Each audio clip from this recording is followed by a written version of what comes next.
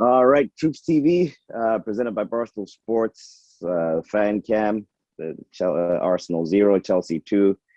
It's been a tough day for me, my man. I'm with Guni over here from Man Knows Football. You will probably be having the time of your life because your team just showed up and my team is useless. Fucking Romelu Lukaku was doing all he wants today. But anyway, Guni, thoughts on the game?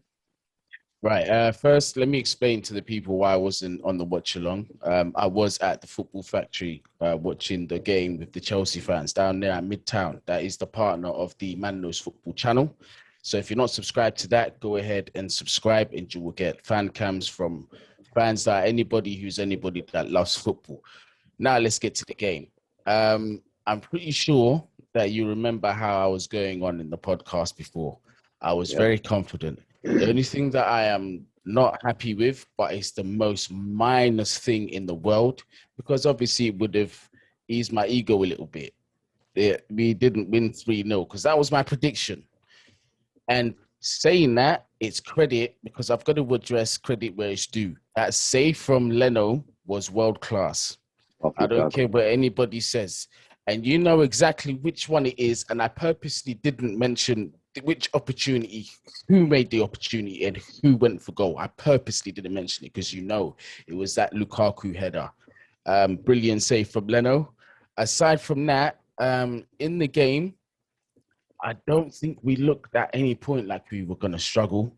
I think even at the points that we did defend, we did look quite comfortable. At no stage in the game did I feel threatened at all. Saying that, I thought for Chelsea, most of our team had a good game. I was very surprised that you lot started with the back four. Actually, Troops did say in the podcast that he expected Arsenal to see a back five, and I very much supported that. And today showed exactly why. Romelu Lukaku just literally picked off from where Ivan Toney left off. Although Ben White wasn't playing, you saw what he did to Pablo Mari. Mm-hmm. That was unacceptable. I think Arteta needs to hold accountability for the tactics today. As a Chelsea fan, obviously I'll go on to my team and I'll say the good things about Chelsea because really and truly I can put it in a nutshell. But the Arsenal situation, the fact that he went from a back four was irresponsible. It was irresponsible from Arteta and it was naive tactics because you saw after the last game, although Ben White wasn't playing, they were struggling to defend with a back four. And with a player like Lukaku, who obviously is back for his quote-unquote debut game for Chelsea, right? Although it's his second return, against your North London rivals, what do you think he wants to do to get the Chelsea fans on side? What is the best way? Score a goal. And that's exactly what he did today. And I'm going to mention about that goal that he scored. Sorry, Chelsea fans, who was expecting me to be, just going in on Chelsea and saying, yeah, we're great and we're going to win the title. And that's going to come soon. Rob Holding, I called him a ball watching centre back, not a ball playing centre back, a ball watching centre back. Because for Lukaku's goal, if you pay attention to Rob Holding, not one point was he aware that Lukaku was right there in the danger spot. Not once. He was just looking at the ball. And the ball came in, there you go, 1-0. And it wasn't even at that just one opportunity there. I've seen it numerous times. And that there is a massive schoolboy mistake. Let me talk a little bit about Chelsea before you get to the next question. Today, we were well oiled, but we didn't look like we came out of first gear. And I was quite disappointed. I wanted to see a better game between Arsenal and Chelsea for the derby that it is. You see what I mean? And I don't feel that we got that at all from Arsenal. Chelsea, I could see what the pattern was. If you let us keep the ball for too long, we are going to break you down. That's exactly what she did. There were periods where we was camping out in your half in the first half. That shouldn't happen. The second half, as soon as we kicked off, we was camping out in your half. We was just waiting to create opportunities to score. That doesn't happen in an Arsenal team that we expect to see from Arsenal. Sorry, Zah. I didn't mean to go on the rant, but sometimes, I've got to, because of the nature of Man Knows Football, the channel, I can't always be the Chelsea fan that's giving it, yeah, it's great, it's great, it's great. I've got to take I've got to take the rivalry to one side, and I've got to do what I said I was going to do on the channel and that speak on the behalf of the fans when it's needed to be. And I can't be seen to be picking and choosing sides, because if I was a season ticket payer, or if I was an Arsenal fan and I'm even paying TV subscription, would I think this is acceptable? Absolutely not. No, nah. It's an absolute shit show. I mean, on our end, if you ask me, I mean, that he should go. I've finally just I've had enough. It's unacceptable. We're like 19th, and it doesn't look good.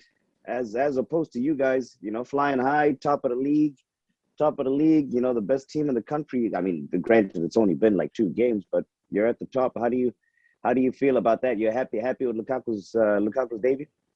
Oh no, of course, I'm happy. And you see, the thing is what makes me even more happy, and it might come as a shock to some Chelsea fans, is the fact that Lukaku didn't really have a 10 out of 10 game, but he still scored, and B, he still contributed.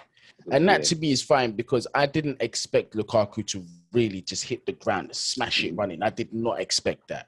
There's time when you come into new signings. Yes, he's been in England before, cool, but he's been in Italy for a little bit. The Premier League has developed and gotten a little bit faster since he's been in there.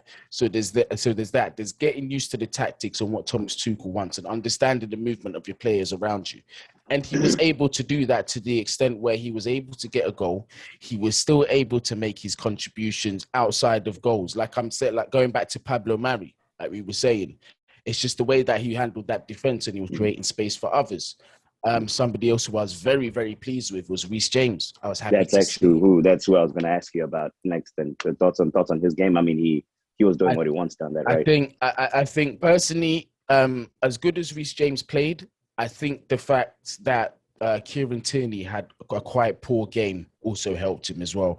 And I say that because Tierney is one of your players that is one of the most consistent in your squad. As young as he is, I think he's a very talented player. Whether he's at left back or whether he's at left wing back, I think he's very talented. And I think today, from what we saw, yeah, Reece James was just having fun down that right wing. I mean, even from the goal that he scored, just looking from outside the box, the positioning was terrible. He was given all the space of the Emirates to run free, to get in behind and do what he wanted. He had so much time to make a decision that it was almost, because watch him, because sometimes when you're given too much time, you will miss or you go under pressure. He looked, when he received that ball, I don't think he believed the amount of space and what game he was playing in. He was like, have I got this much space in a North London derby to just pick wherever I want to put it in the net? And that's exactly what happened. Guni, it's peak, man. Tough times for an Arsenal fan. Great times for you guys. And also, sorry, just to add on to that onto the Reece James thing, I think Bukayo Saka could have helped out a bit. So I went back 100%. And I watched the highlights. He could have helped out a whole lot more down that left side. I mean, he was just the Saka. What's it called? Tierney would tuck in. Xhaka would get caught up in the traffic too. It would have been nice if Saka was running back and helping out a little bit. But anyway, Chelsea are the winners. You guys look great, and my day has just been horrible. It's Guni from Man Knows Football, TroopzTV, presented by Barstool Sports. Listen out, wait out for the pod. It's going to be coming out tomorrow. We're out.